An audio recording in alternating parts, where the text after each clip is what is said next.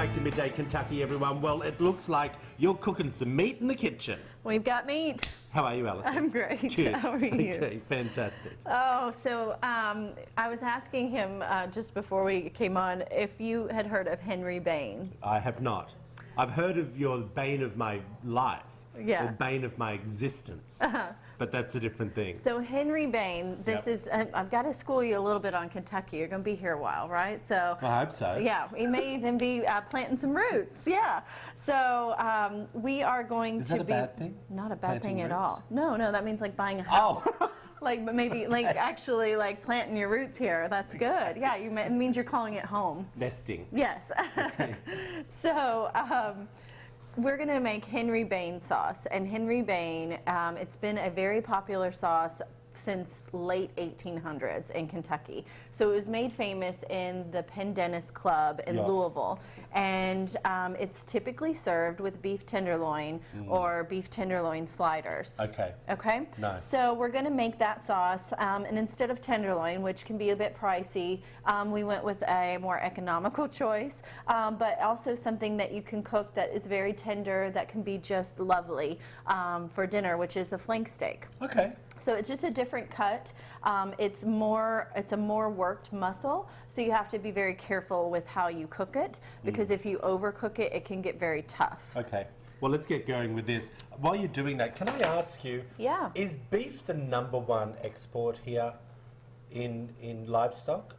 Is it beef or pork or? In Kentucky? Yeah. I don't believe it's beef, but I'm not for sure. We're having trouble We with might get with the Kentucky Beef Council and have them come on and talk with also, them. anyone at home, if you know, make sure you head over to our Facebook page and just maybe give me a note and let me know.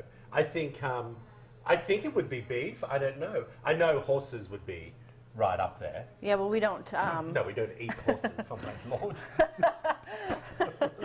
All right. Are you crazy? Get me all off here. Whew. So we want to make sure when we're searing off the steak that we have a really nice hot pan. So we're letting this heat up, and then all I'm going to do with the steak is just season it a bit with salt and pepper, and that also helps to give it a bit of a crust. Okay? So you sear it in the pan first, do you? I do. And if you have like a grill pan or a grill, you can absolutely do it on the grill and get some nice grill marks and char. But I don't cook it all the way through. I keep it rare and finish it off in the oven. So are you saying flank steak, what, is it a little bit tougher or something, is it? Yes. Okay. But if you cook it to like a nice medium rare, it's still really tender. It'll slice well, and it's not at all chewy or tough. Good. It's if you get it overcooked, then that's when it really starts to toughen up. Would that be good for my crock pot? Crock pot you could, but you would need to cook it much, much, much longer, because you know what I'm saying? We like should to actually do some tenderize recipes for crock pots, because by the time I finished doing getting my crock pot the other day, all the vegetables seemed a little mushy. Yeah. Yeah. So we'll work on that. We'll work on no idea how to cook. I really cook all that sort of stuff. I know what I like. We know that. It's different. I know what I like. We do know that about you. Yeah, I just don't know how to do it all myself. All right. But I'm learning. Okay. So now we're going to make the sauce, yeah? Yes, we're going to make the sauce. So you will be surprised to know what goes into Henry Bain's. But Is that ginger? No, it is a mango chutney. Ooh. Now, but Trader Joe's has my favorite. It's a mango ginger chutney. That sniffer of yours. I love it. All right, so let's add some of this in. Hold on, we've got to get... Oh, is that enough? No, keep going. Really? So pretty much when you do Henry Bain's or when I do it, I basically do like a jar of everything. Oh. So we're going to do the mango chutney. Then we're going to add a bit of Worcestershire sauce. I can't get it all out. And then I add basically a bottle of this steak sauce. I typically go with like A1. Oh, that's good. Just so wait. Everyone at home, that is called Trader Joe's mango ginger chutney. You Can got we grab it. a shot of that? Mango ginger chutney. It's so good. Absolutely love it. I know. So, Is that there all the time? Yeah, yeah, it's a staple. I'd love that on my toast. All right. Toast so with fresh tomato and ham. Gonna have to come up with his recipes. Okay, so we have our mango chutney, our A1 sauce, a little bit of Worcestershire sauce. We're gonna go with ketchup. It's so tomato strange. sauce? Ketchup. It's so strange, you know, when you hear all these ingredients together. Yeah. But I'm telling you, it is a Kentucky staple. What's that? A little bit of chili sauce, and I like mine to be, of course, a little hot. So Would you I be a always doll add. and grab, since you're closest to the, and grab me a spoon?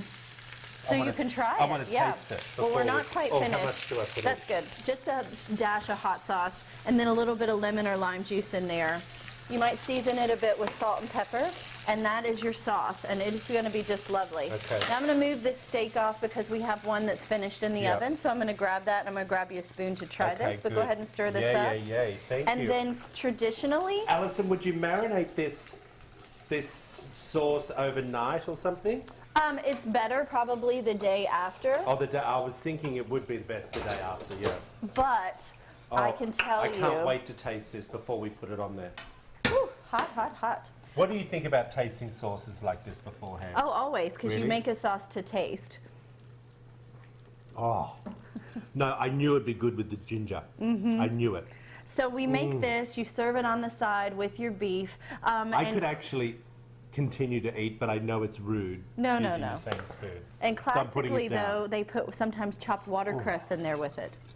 So do right you, at the end. Oh, you slice it. Oh, I understand. I thought you were This going to is- cook it in this. No, this is just a sauce that you serve over top of your I beef. love it. So when you have your beef tenderloin sliders, you can just put that right on top. Brilliant. Okay, while you're slicing that up, I can tell everyone where they can get this fantastic recipe at wtvq.com/Midday Kentucky. Click on the tab Midday Kentucky. A little box will drop down where all the recipes are that Alison does. Hey, babe. Yum. And look I at think that this is one of my steak. favourite things. Wonderful. I know that sounds It's really like pathetic, Oprah. isn't it? And that looks amazing. Perfectly cooked. Hey, appreciate you. We'll be right back after this short break. I'm going to be eating this. Go by the chutney.